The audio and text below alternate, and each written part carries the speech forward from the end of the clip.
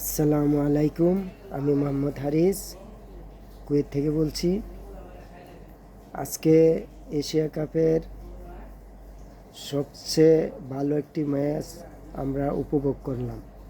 কারণ এতদিন যতগুলা ম্যাচ হয়েছে, আগেই রেজাল্ট জানা গেছে যে কে জিতবে।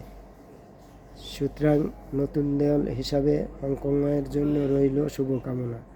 তারা প্রথম থেকে ভালো খেলে আসছিল, বিশেষ করে আফগানিস্তানের সাথে তারা কতগুলো ক্যাচ মিসের কারণে ম্যাচটি ভালো করতে পারেনি, কিন্তু ব্যাটিংয়ের সময় তারা অনেকগুলো রান আউট হয়েছে।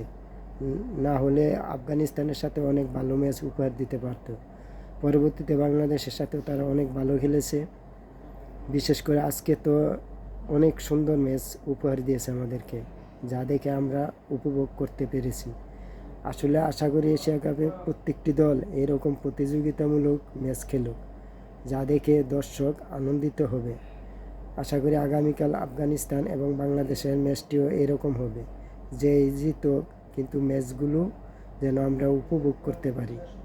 আর বাংলাদেশের জন্য কালকে ম্যাচটি অত্যন্ত গুরুত্বপূর্ণ, কারণ কালকে বাংলাদেশ হেরে গেলে এশিয়া কাপ থেকে বিদায় নিতে হবে।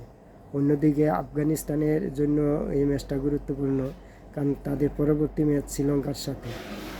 তো আশা করি বাংলাদেশ তাদের বেস্ট দিয়ে কালকে চেষ্টা করবে খেলার জন্য। তো সবাই জন্য রইল শুভকামনা। আল্লাহ হাফেজ।